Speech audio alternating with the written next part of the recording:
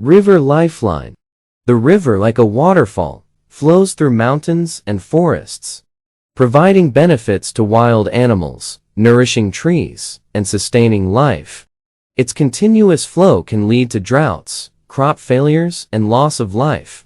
Our lives can be likened to a river, requiring wisdom, determination, and patience to overcome challenges.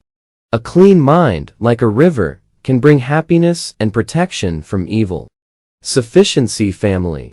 Two brothers rush to their father's house in Pakchong district to rest. They visit Aunt Nid's house, where Aunt Nid and Uncle Win plan to build a retirement home. Aunt Nid's house is filled with medicinal plants and a pond for rainwater. Uncle Win teaches them about biological fermentation water and collects eggs for Aunt Nid. They live a simple life, following the king's sufficiency economy guidelines, which positively affects themselves, the community, nature, and the environment. Different stick, different hand. Dum's father, a teacher at a university, collects used vegetable oil from the community to test biodiesel oil production. They help create notice boards and gasoline receiving boxes, reducing pollution and promoting cleanliness. Grandpa and Tum repair a damaged bridge, carrying a basket and lunchbox to the market. Auntie Song scolds Peepong for not using tongs to pick up food, emphasizing the importance of cleanliness and health. On birthdays, Tum's family honors their parents, donates blood, and offers royal merit to the king and queen. This public mind helps Thai people live together happily and see the common good without compulsion. Silent danger. Pan, a grade 5 student, is skilled in using computers due to her brother Phi Tat's computer engineering education. Despite her fear of myopia, Pan uses computers only when necessary.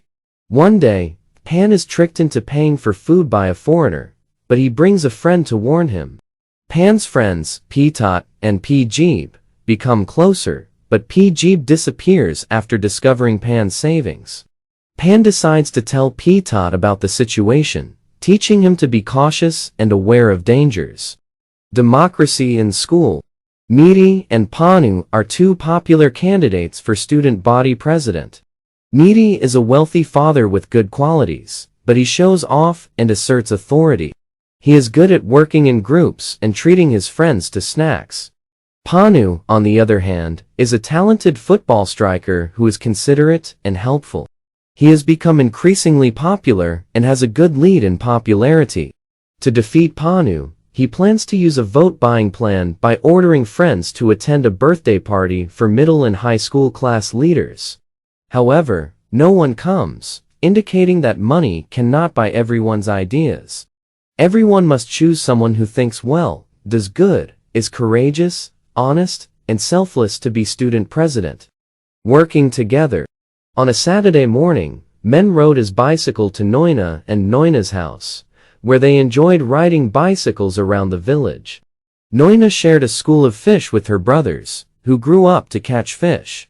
Later, they visited a market and learned about the election for Sub-District Administrative Organization (SAO) council members. Uncle Kamnan explained that the election is a local government administration, allowing local people to participate in their locality's development. The children express gratitude for the knowledge and plan to ask for more. From the canal to the air-conditioned room. Bai Betel visits Uncle Pad's friend Uncle Y's house on the Prakakonkuan Canal, a canal that King Ramavi ordered to provide water for agriculture. The villagers are kind-hearted and generous, respecting each other and relying on each other. They live a life of sufficiency and don't care about money. They also visit a flea market, where dishonest shops sell cheap cosmetics and products without labels. Despite this, fresh produce stores and grocery stores maintain a good atmosphere, with sometimes kind sellers offering free gifts. They also visit a department store, where quality products are more expensive than fresh markets. Like sweet drops of water to soothe the heart. His Majesty King Bhumibol Adulyadej, who reigned for over 60 years, performed various royal duties for the benefit and happiness of the Thai people. He traveled extensively, visiting remote areas and promoting careers in arts, handicrafts, and local industries. His Majesty the Queen, on the other hand, set up a learning center to train people in various crafts. They also recommended sustainable careers and advised the public on living a life of sufficiency. Their royal wish was to give royal sons and daughters assistance and take care of their lives since childhood. His Majesty is revered and honored by the Thai people, who ask for the power of the triple gem and all sacred things. Go far and reach it. Chris, a young boy, initially tried to combine sports and music, but struggled with loud music. He eventually switched to aerobic dancing, but quit due to being teased. Inspired by a dance competition, Chris applied to become a dance athlete. Despite being scolded by his coach for being distracted, Chris adapted and performed cheerfully and cheerfully. His father and mother advised him to follow their advice, and despite receiving only the No.1 consolation prize, Chris was successful. Life is precious. Kao Pun, an orphan with 12 siblings, lives in a house with 3 selfless mothers and 5 benefactors. Despite financial struggles, everyone lives happily and focuses on their education. One day, Gossamer, a generous girl, visits the house to experience real life. She is surprised to find a new home and enjoys a delicious meal, including coconut milk jelly, which teaches her the value of life and the importance of true happiness in the heart. The story highlights the importance of self-care and education in a supportive environment. Safety first. On a holiday morning, Do and Tam exercised at a park, but Do accidentally slipped a cabinet during a phone call, causing it to tip over. Despite the pain, Do continued taking a shower. His younger sister informed his mother about a situation, but he didn't tell her. Do and Tam were staying with Aunt Pham, housewife who was electrocuted. The doctor praised Do for his problem-solving skills and suggested basic protection against electrical appliances. Do and Tam helped Aunt Pham at the market and took care of her, despite unexpected events. They were proud of their ability to solve problems and take care of family members. An open window.